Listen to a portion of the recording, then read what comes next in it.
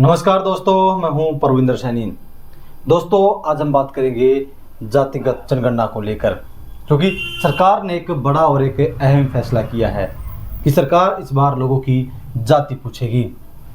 वैसे तो हर 10 साल में जनगणना होती है, लेकिन जातिगत जनगणना जो है 1951 में हुई थी, उसके बाद से नहीं हुई है।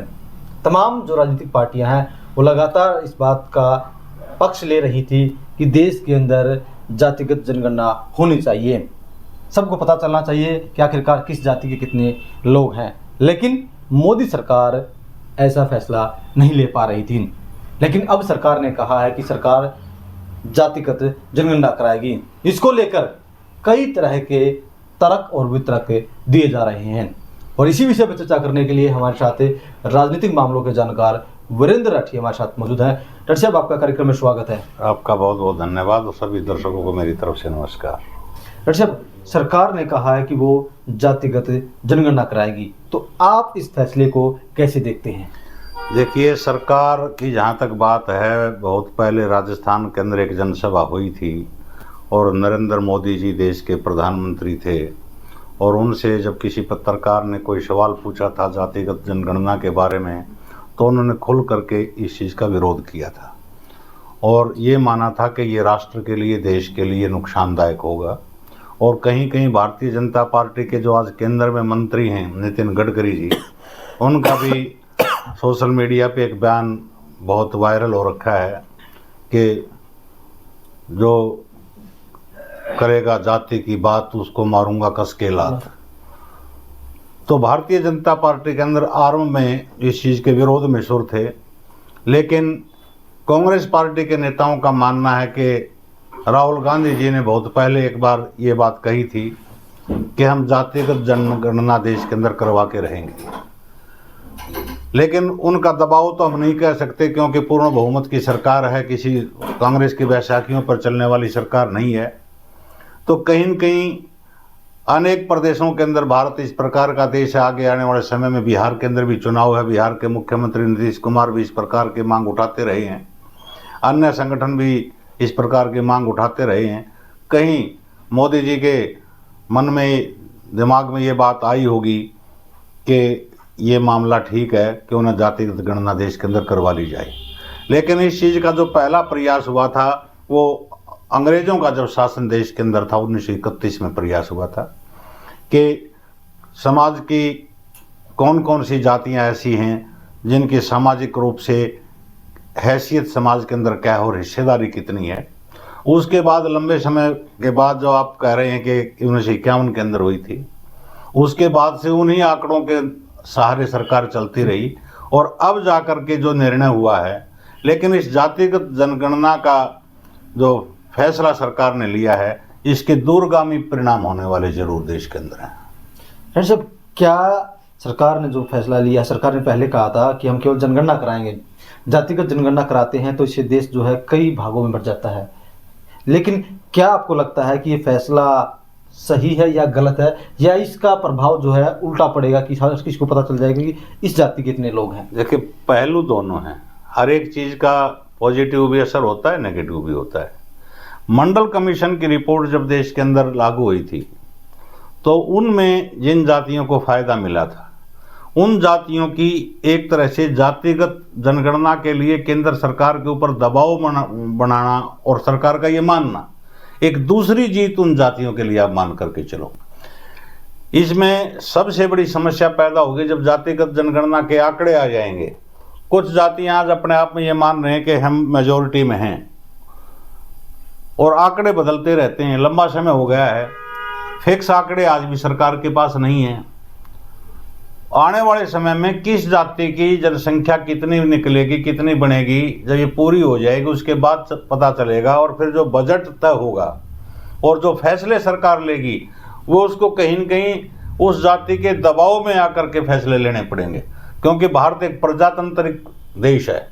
यहाँ वोट बैंक देखा जाता है। कितनी भी राजनीतिक पार्टियां इस देश के अंदर आई हैं, कितनी चली गई, कोई पार्टी वोट बैंक की वोट की राजनीति हमेशा करती रही हैं। तो जिस वर्ग की ज़्यादा वोटें होंगी उस वर्ग को, और जिसकी जनसंख्या ज़्यादा होगी उसको तो निश्चित रूप से सरकार फायदे में लेकर के जाएगी, ताकि उनका वो जो वोट बैंक है वो पक्का हो सके, तो वो कितना दुष्प्रभाव डालेगा या अच्छा प्रभाव डालेगा वो उसके ऊपर निर्भर करेगा। डॉक्टर साहब, अब तक हमने देखा कि भारतीय जनता पार्टी हिंदुत्व की राजनीति करती आई है, लगातार हिंदू वर्ग को उठाती आई है, लेकिन इस बार बीजेपी ने जाति का कार्ड खेला है। तो क्या जो इस समय देश के अंदर शोर शराबा मचा हुआ है, क्या उसे शांत करने के लिए कार्ड खेला गया है, या फिर बीजेपी ने यह मान लिया कि अब हिंदू तो लोग तुम्हारे साथ जुड़ चुके हैं, हिंदू लोग, अब जाति के आधार पर भी लोगों को बांट कर उन्हें अपने साथ जोड़ा जाए? देखिए, जब हम सरकार शब्द जोड़ते हैं तो सरकार का काम है कि हर वर्ग का ख्याल रखना, और जातिगत जनगणना से एक चीज फायदे की भी हो सकती है हर जाति के लिए। सरकार, देश की सरकार को, ये केंद्र का मामला, हालांकि कुछ प्रदेश इसको व्यक्तिगत रूप से अपने जातीय जनगणना के आंकड़े पेश करते रहे, कौन सी जाति कितनी संख्या में देश के अंदर है और उसकी समाज के अंदर कितनी हिस्सेदारी है नौकरियों के अंदर, और समाज के अंदर उनका स्थान किस लेवल पे है, तो ये सारी चीजें तो निकल करके आएंगी जातीय जनगणना होने के बाद। एक दृष्टि से देखें तो ये ठीक भी है, और जब विपक्षी दल कांग्रेस, मुख्य विपक्षी पार्टी देश के अंदर है, वो भी इस मांग का जब समर्थन कर रही है, तो इसका मतलब तो ये है कि फैसला तो सरकार ने ठीक ली, लेकिन इसके परिणाम, इसको लागू होने में बहुत समय लग जाएगा। जैसे कमेटियां बनेंगी, फिर जनगणना का काम शुरू होगा, फिर आंकड़े इकट्ठे होंगे, 2-3-4 महीने का प्रोसेस चलेगा, फिर उन आंकड़ों को कहीं न कहीं इकट्ठा किया जाएगा, फिर रिकॉर्ड में अपडेट किया जाएगा, फिर उसमें से छटनी होगी, फिर जातियां काउंट होंगी, कितनी जातियां निकल करके आती हैं, क्योंकि बहुजातीय जातियों का समूह हिंदुस्तान को माना जाता है, और उसके आधार पर देश की फिर पॉलिसीज बनेंगी। डॉक्टर साहब, जैसे हिंदुस्तान में हिंदू भी हैं और मुस्लिम भी हैं, और लगातार आपने देखा कई बार हिंदू और मुस्लिम का टकराव भी होता रहा है। जैसे पहलगांव में जो कुछ हुआ, उसके बाद टकराव के हालात पैदा हो गए। तो क्या सरकार इस बार मुसलमानों की जाति को भी काउंट करेगी, मुसलमानों से भी उनकी जाति पूछेगी? तो क्या आपको ऐसा लग रहा है कि क्या इसके बहाने सरकार ने क्या मुस्लिमों को टारगेट किया है? नहीं, इसके बहाने से तो नहीं कह सकते। जब जातीय जनगणना होनी है तो वो हिंदू की भी होगी, वो सिख की भी होगी, वो ईसाई की भी होगी, वो मुसलमान की भी होगी। जाति तो पूछी जाएगी। जाति तो हर धर्म के अंदर जातियां हैं, और वो नहीं जाति, उन्हीं के आधार पर सारा सिस्टम चलेगा। तो इसमें ये टारगेट तो मैं नहीं मानता कि सरकार ने किया है कि कहीं न कहीं इसमें से मुसलमानों को अलग से निकाल दिया जाए या उनकी एक आइडेंटिफिकेशन कर ली जाए, क्योंकि पहले जातीय जनगणना नहीं होती थी तो भी धर्म का कॉलम तो उसके अंदर होता ही था। तो मुसलमानों के आबादी के बारे में सरकार को पहले ही पता है, लेकिन इस प्रकार की मैं मानता हूं कि मुसलमानों को स्पेशल टारगेट नहीं किया गया है, और जाति या जनगणना होगी तो हर नागरिक से उसकी जाति पूछी जाएगी। सिर्फ इतना है, पहले जाति का कॉलम नहीं होता था, अब जाति का कॉलम इसके अंदर नया ऐड कर दिया जाएगा। डॉक्टर साहब, क्या ऐसा नहीं लग रहा कि जब ये जाति जनगणना पूरी हो जाएगी तो उसके बाद जो है राजनेता इसका खूब फायदा उठाएंगे, उन्हें पता चल जाएगा कि किस जाति कितने लोग हैं और उन्हीं को तवज्जो देंगे? ये तो निश्चित सी बात है। प्रजातंत्र में कहते हैं ना कि शेर गिने जाते हैं, शेरों की संख्या जिस तरफ ज़्यादा होती है सत्ता में वही रहेगा, और जिस जाति की संख्या ज़्यादा मिलेगी, अगर यह सरकार देखेगी कि भाई इस कास्ट के वोट ज़्यादा हैं तो उनको कहीं न कहीं महत्व दिया जाएगा, जिसके कम वोट हैं उनको कम महत्व दिया जाएगा। अतीत में भी इस प्रकार का होता रहा है, वर्तमान में भी हो रहा है, और आने वाले समय भविष्य में भी ऐसा ही होगा। लेकिन जो सरकार की एक जिम्मेवारी और रहेगी कि जो कम संख्या में जो जातियां हैं उनके उत्थान की भी मैं मान करके चलता हूं कि सरकार सोचेगी जब ये इतना बड़ा निर्णय लिया है तो उनको हाशिए पर नहीं रखा जाएगा। डॉक्टर साहब, 2029 में चुनाव होने हैं, और ऐसे में सवाल ये उठ रहा है कि नया परिसीमन आयोग जो है वो भी बैठेगा, सीटें बढ़ेंगी, तो क्या जब इसके आंकड़े आएंगे तो इसका सीधा सीधा फायदा क्या लोगों को भी होगा, या सरकार इसका फायदा उठाने की कोशिश करेगी कि हम इन लोगों को तवज्जो दें और यहाँ से हम वोट बैंक को साध सकते हैं? उसमें तो देखो कई चीज़ें बदल करके आएंगे 2029 के चुनाव तक। तो क्यों, एक तो नारा चला रहा है कि वन नेशन वन इलेक्शन का, कि वो इम्प्लीमेंट 2029 में सरकार कर पाएगी नहीं कर पाएगी। दूसरा परिसीमन का है।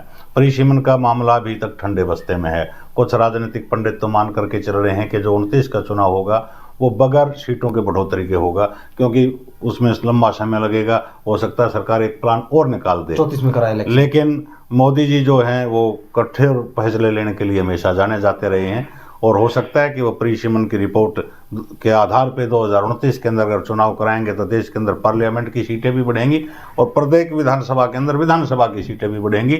और हो सकता है कि महिला रिजर्वेशन का बार बार मोदी जी और भाजपा के नेता जो दावा करते रहे हैं कि 33% महिला रिजर्वेशन हो सकता है कि कुछ सीटें इस प्रकार से पंचायत चुनाव में ओबीसी वर्ग के लिए रखी थी या बीसी वर्ग के लिए रखी थी, कि इस प्रकार का फैसला कहीं न कहीं महिलाओं के लिए जिस प्रकार से पंचायत चुनाव में रिजर्वेशन की प्रक्रिया है, कि वो विधानसभा और लोकसभा चुनाव में भी हो सकता है कर दे।